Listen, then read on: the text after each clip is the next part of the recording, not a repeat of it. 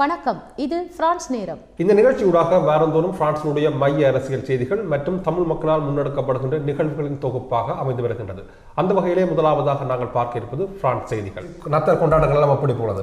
வணக்கம். மிகவும் சிறப்பானதாக இந்த முறை நத்தார் கொண்டாட்டம் அமைந்துள்ளது. உங்கள் வீட்டில் எப்படி இருந்தது? எங்கள் வீட்டில் குழந்தைகளுக்கு இந்த முறை நத்தார் ஒரு ஸ்பெஷலாகவே இருந்தது. ஏனென்று சொன்னால் அவர்கள் நத்தார் தாத்தா எப்பொழுது வருவார், நத்தார் தாத்தாவோடு பரிசு பொருட்களும் பெருமாள் எதிர்பார்ப்போடு இருந்தார்கள். அதுபோலவே எதிர்பார்த்தது போலவே பரிசு மழையால் என்னுடைய குழந்தைகளுடைய மனங்கள் நிறைந்து விட்டது என்று சொல்லலாம்.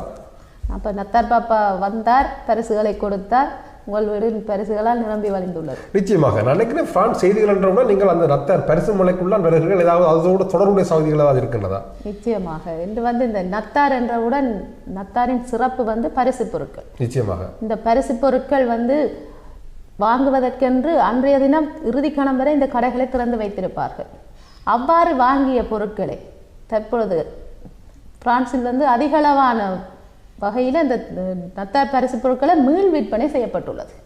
அதிக குறிப்பிட்டது போல கடைசி நிமிடம் வரை கடைகள் திறந்திருப்பதும் கடைசி நிமிடத்துக்குள் பரிசு பொருட்களை வேண்ட போவதற்கும் ஒரு காரணம் இருக்கிறது. என்னென்னு சொன்னால் 2 நாட்களுக்கு 3 நாட்களை ஒரு கிழமைக்கு முதல் 100% இருந்த விலை என்பது அந்த கடைசி நிமிடங்களில் 50% வரை வந்துவிடும்.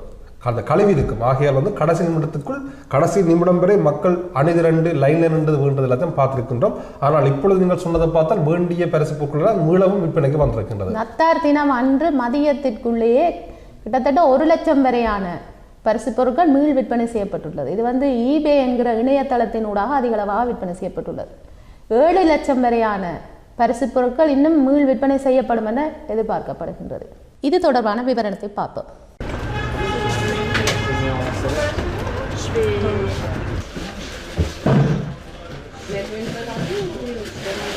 D'habitude, on appréhende énormément le 26. C'est souvent les cadeaux qui ne conviennent pas, les erreurs de montage, les produits qui ne sont pas forcément aux normes ou défectueux. Mais là, cette année, c'est super. Donc tout se passe bien. On a noté un premier pic au 25 décembre à midi de 100 000 nouvelles annonces. Aujourd'hui, selon nos prévisions, on estime à 700 000 le nombre d'annonces qui vont être publiées sur le site eBay. Et nos pronostics qui nous amènent à penser que sur la mi-janvier, on aura environ 3 millions de nouvelles annonces. அடுத்ததாக நாங்கள் பார்க்க இருப்பது நடைபாதை விளம்பரம் பற்றியது. பொதுவாகவே இப்பொழுது பல்வேறுபட்ட பிரான்சினுடைய முக்கியமான பெருநகரங்களில் மின் விளக்குகளால் அதிகரிக்கப்பட்டிருக்கின்ற விளம்பரங்கள் குறித்து அதனுடைய சுற்றாடல் மாசுபடுதல் என்பதுக்கு அப்பால் அந்த சுற்றாடலுக்குரிய மகத்துவம் அற்றுப்போகின்றது என்ற குற்றச்சாட்டுகள் பலமாக எழுந்திருக்கின்றன. இந்த நிலையில் இப்பொழுது சுவர்களிலே இருக்கின்ற விளம்பரங்கள் போய் இப்பொழுது நாங்கள் நடந்து செல்கின்ற நடபாதையில் விளம்பரங்கள் வர இருக்கின்றன.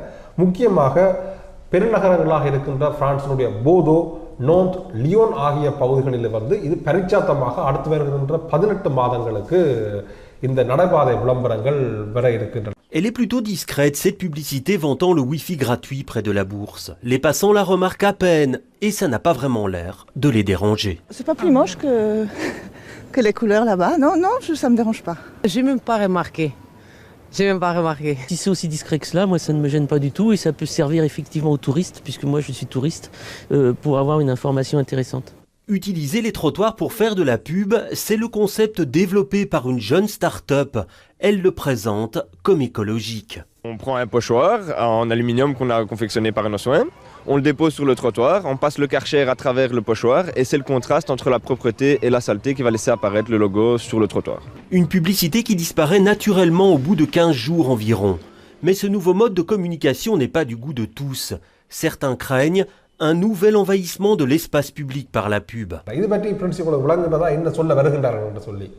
அதாவது நாங்கள் இப்போ விளம்பரம் என்று சொன்னால் வீதிகளில் ஓரங்களிலே தட்டிகளில் தான் விளம்பரம் இருக்கும், அல்லது லைட்கள் மின் விளக்குகளால் அலங்கரிக்கப்பட்ட அல்லது எல்சிடி வகையிலான விளம்பரங்கள்லாம் இருக்கும். ஆனால் இனி அப்படியான விளம்பரங்கள் சுற்றாடலினுடைய அந்த மகத்துவத்தை அதனுடைய அழகியலை அதிகரித்த விளம்பரங்கள் கெடுக்குதல் என்ற குற்றச்சாட்டுகள் அதிகரித்துள்ள நிலையிலே இனி விளம்பரங்களை நடபாதையில் பார்க்கலாம்.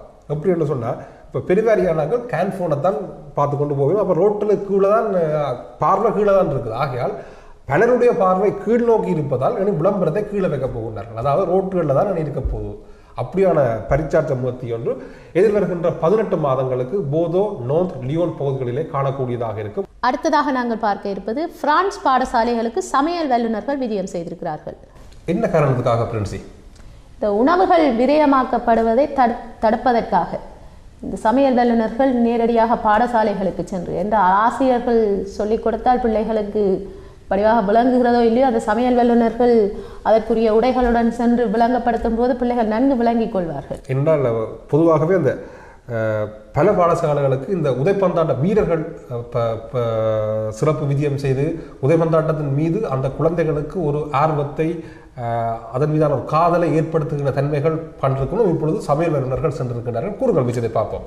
இவர்கள் போய் உணவு எப்படி தயாரிப்பது என்று ஒரு புறமும் இந்த தயாரிக்கப்படுகின்ற உணவுகளை விரயமாக்காமல் எப்படி நாங்கள் அவற்றை மிச்சப்படுத்துவது என்ற ஒரு விஷயத்தை குழந்தைகளுக்கு சொல்லிக் கொடுக்கின்றார்கள்.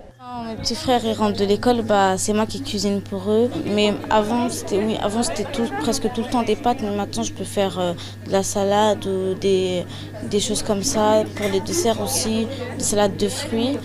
Et voilà, c'est pour ça que maintenant ils mangent mieux aussi mes frères et sœurs le midi. La chef Isabelle Thébault a ses combines pour sensibiliser sa jeune brigade. Moi j'ai des poules à la maison, donc je les prends en photo, je leur ramène des œufs de chez moi, je leur montre, ils ne savent pas la plupart du temps, c'est ça qui est important pour moi aussi. Pour beaucoup, ils ont tous l'impression que tout vient des magasins, mais non, ça vient de la terre tout ça. L'association La Tablée des Chefs rémunère les chefs cuisiniers qui animent ces ateliers. Elle est présente en France depuis 2015, mais elle a été créée au Canada il y a 15 ans déjà. Avec toujours la même philosophie au cœur du projet. Faire des choses ensemble, de partager. On peut aller plus vite, moins vite. On a tous un rythme différent.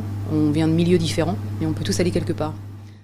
பாடசாலைகளுக்கு சமையல் வல்லுநர்கள் போய் வருகின்ற காட்சிகள் அந்த பாடசாலை மாணவர்களிடையே ஒரு விழிப்பை ஏற்படுத்தும் நம்பிக்கை இருப்பது போல் கடந்த வாரம் முழுவதுமே தலைநகர் பாரிஸில் இருக்கின்ற சமூக வலைத்தளங்களில் ஒரு விஷயம் பேசுபொருளாக மாறி இருந்தது.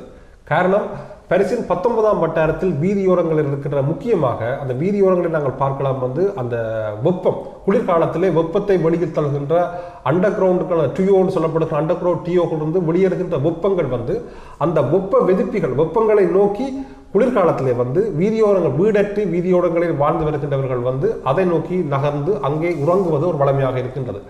அவ்வாறு அதிக அளவில் அவர்கள் உறங்கும் பொழுது அந்த பாதசாரிகளுக்கும் அதனையொட்டிய குடிமக்களுக்கும் இடைஞ்சலாக இருப்பது என்று சொல்கின்றார்கள். அதாவது நாங்கள் இன்னும் இலகுவாக சொன்னோம் என்று சொன்னால் அவர்களை வைன் கோஷ்டி என்று சொல்லித்தான் அதிகமாக நாங்கள் சரளமாக சொல்லுவோம். ஆனால் அவர்கள் குடிபோதைகளுக்கு அடிமானவர்கள் ஆக மட்டுமல்லாமல் அதற்கும் அப்பால் வீடற்றவர்களாக பலர்கள் இருக்கின்றார்கள். அவ்வாறு வீடற்றவர்கள் இந்த குளிர்காலத்திலே வெப்பத்தை நோக்கி அந்த வீதியோரங்களில் அவ்வாறான இடத்தில் தங்கியிருப்பார்கள். ஆனால் அந்த பாரிஸினுடைய மாநகர சபை என்ன செய்யிருக்கு என்று சொன்னால் அந்த பாரிஸ் 19ஆம் வட்டாரத்தில் இது அதிகரித்து செல்வதனால் அந்த பகுதிகளிலே சில பரியர்களை போட்டிருக்கின்றார்கள். அதாவது ஒருவர் கூட அதுக்குள் இருக்க முடியாத அளவுக்கு பரியர்களை போட்டிருக்கிறார், தடுப்புகளை போட்டிருக்கின்றார்கள். இவ்வாறு தடுப்புகளை போட்ட அந்த ஒளிப்படம் ஒன்றை ஒருவர் எடுத்து சமூக வலத்தில் பிரச்சாரத்தை செய்திருக்கின்றார். அதாவது இது ஒரு அடிப்படை மனித உரிமை மீறல் என்று சொல்லியிருக்கின்றார். இந்த தேசம் இது மக்களுக்குரியது, மனிதர்களுக்குரியது, அவர்கள் எங்கும் தங்கலாம், எவ்வாறும் தங்கலாம், அதை தடுப்பதற்கு எவரும் உரிமை இல்லை என்ற அடிப்படையில் அந்த பிரச்சாரம் மேற்கொள்ளப்பட்ட நிலையை தற்பொழுது பிரான்சினுடைய மாநகர சபை அந்த தடுப்புகளை மீறெடுத்திருக்கின்றது. அந்த தடுப்புகள் எவ்வாறு அமைந்திருந்தன, அதனுடைய பிரச்சாரங்கள் சமூக வலைத்தளங்களில் எவ்வாறு அமைந்திருந்தது என்பது பற்றிய ஒளிப்படத்தை தான் இப்பொழுது நீங்கள் பார்த்துக் கொண்டிருக்கிறீர்கள். உடற்பருமனுக்கு எதிரான விழிப்புணர்வு பிரச்சாரம் ஒன்றினை பாரிஸ் மாநகர சபை மேற்கொண்டுள்ளது. உடற்பருமனானவர்களை பார்க்கும்போது சிலர் ஏளனமாகவும் சிலர் ஒரு அருவருப்பான இதாகவும் நோக்குகிறார்கள். விழிப்பை ஏற்படுத்தும் வகையில் இந்த மாநகர சபை பாரிஸ் மாநகர சபை ஒரு விழிப்புணர்வு பிரச்சாரம் ஒன்றினை மேற்கொண்டுள்ளது. Parler de la grossophobie, c'est déjà agir.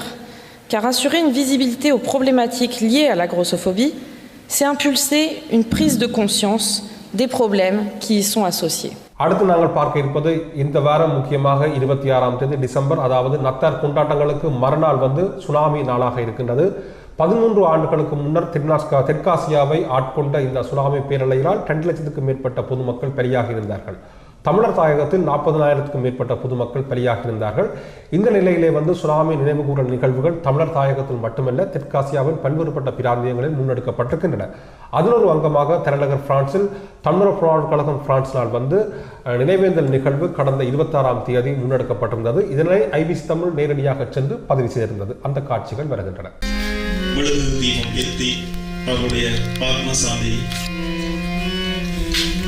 இறையை அடி செல்வதற்கு முயற்சி கொள்ள வாருங்கள், எல்லோரையும் அழைத்துக் கொள்வோம். வாருங்கள். Nous accueillons ton nom pour rendre hommage et mettre des bougies.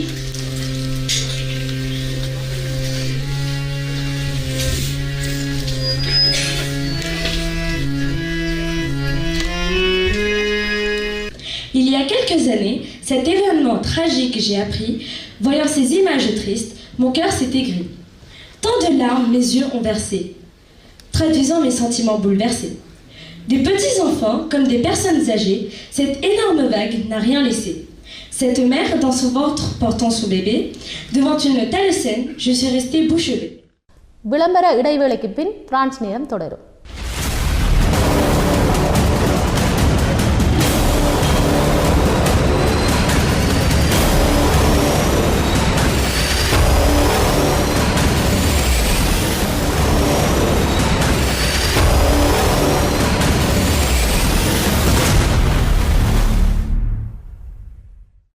மீண்டும் பிரான்ஸ் நேரம் விளம்பர இடைவெளியின் தொடர்கின்றது.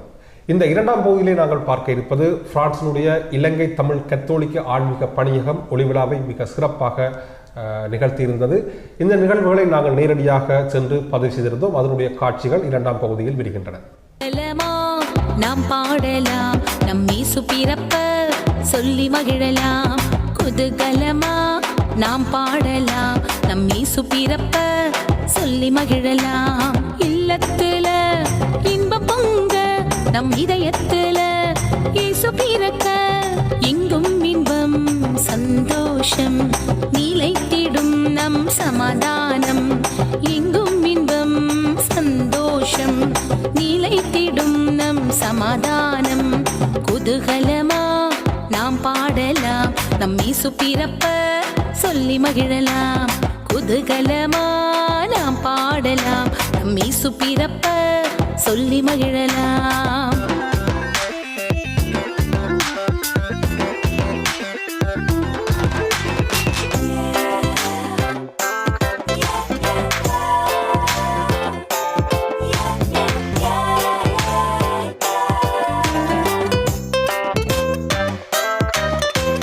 நீ தேடும் நிம்மதி, நீ தேடும் சந்தோஷம், நீ தேடும் சமாதானம் தந்திடவே.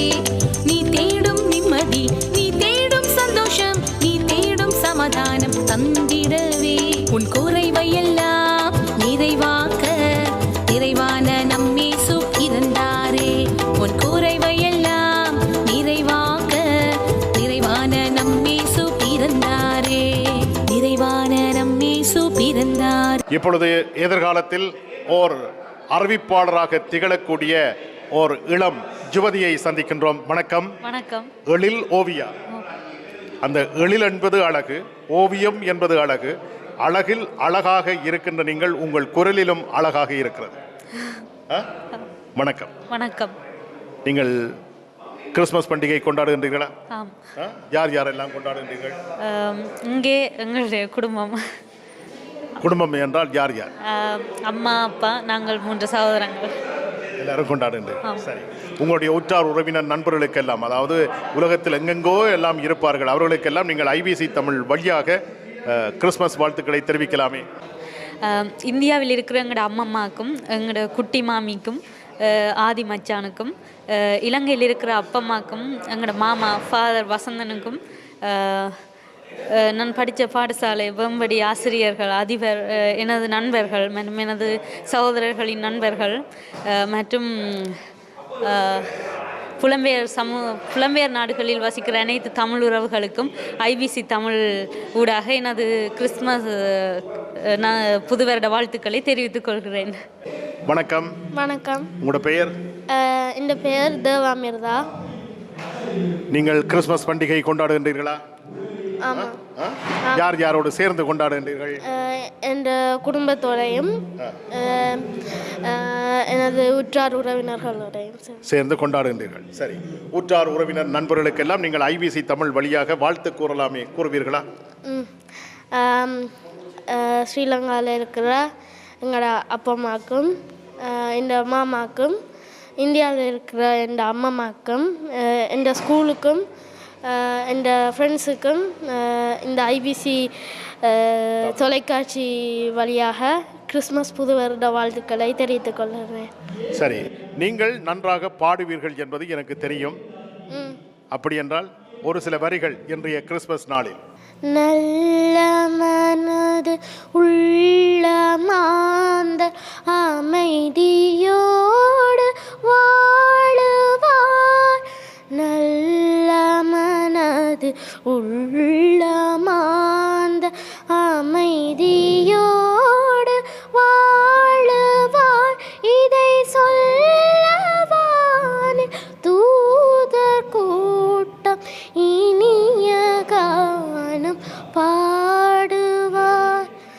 இனிய கானம் பாடுவார். இன்றைய இந்த நிகழ்வுகளை நான் ஒட்டி பார்க்கிற பொழுது புலத்தில் இருக்கக்கூடிய சில விடயங்களை உங்களோடு பகிர்ந்து கொள்ள ஆசை கொள்கிறேன்.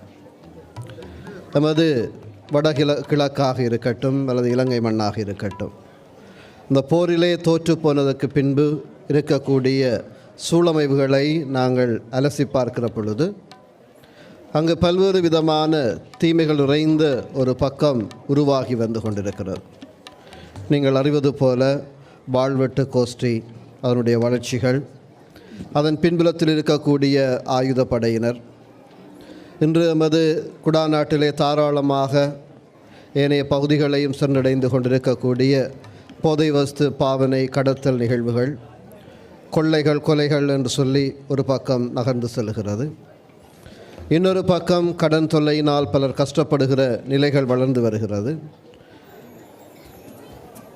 நாளாந்த வட்டி என்று சொல்லி அல்லது சீட்டு என்று சொல்லி பல்வேறு விதங்களிலே மக்கள் ஏமாற்றப்பட்டு கொண்டிருக்கிற ஒரு சூழல். இவற்றுக்கு அப்பால் இறைவனிலே நம்பிக்கை என்பது குறைவடைய, சடங்குகளிலே ஈடுபாடுகள் அதிகரிக்கிற ஒரு சூழமைவையும் நாங்கள் பார்க்கக்கூடியதாக இருக்கிறது. இன்னும் நன்மைகள் அதிகம் நிகழ்ந்து கொண்டிருக்கின்றதும் உண்மைதான். அதன் பின்னணியிலே நான் இந்த ஐரோப்பிய மண்ணுக்கு வருகை தருகிற பொழுது பலரோடு நான் உரையாடிய பொழுது பல விடயங்களை நான் அறிந்து உணர்ந்து கொண்டேன். இன்று விசா இல்லாமல் இருக்கக்கூடிய பல இளைஞர்கள், பல குடும்பஸ்தர்கள், குடும்பங்களை பிரிந்து வந்திருக்கக்கூடிய பல குடும்பஸ்தர்கள், பல வருடங்களாக தன்னுடைய சொந்த மண்ணுக்கு செல்ல முடியாத மக்கள், இவ்வாறு இன்னொரு பக்கம் நகர்ந்து செல்கிறது. இந்த இவற்றுக்கிடையிலே தான் நாங்கள் இந்த ஒளி விழாவை கொண்டாடுகிறோம். கிறிஸ்து பிறப்பு விழாவை நாங்கள் மகிழ்ச்சியோடு எதிர்கொள்ள தயாராகி கொண்டிருக்கிறோம். இன்றைய நாடகங்களிலே, உரையாடல்களிலே வந்து போன அல்லது அறிவிப்புகளிலே வந்து போன பல விடயங்கள் எமது நெஞ்சை தொட்டு செல்லுகின்றன. இன்று நாங்கள் பெரிய கடைகள், மால்கள் செல்லுகிற பொழுது அங்கு கிறிஸ்து பிறப்புக்கான ஆயத்தங்கள் வியாபார ரீதியிலே வரவேற்கப்பட்டு கொண்டிருக்கிறது. கிறிஸ்துவை ஒரு வியாபார உலகு மிக திட்டமிட்டு வரவேற்று கொண்டிருக்கிறது.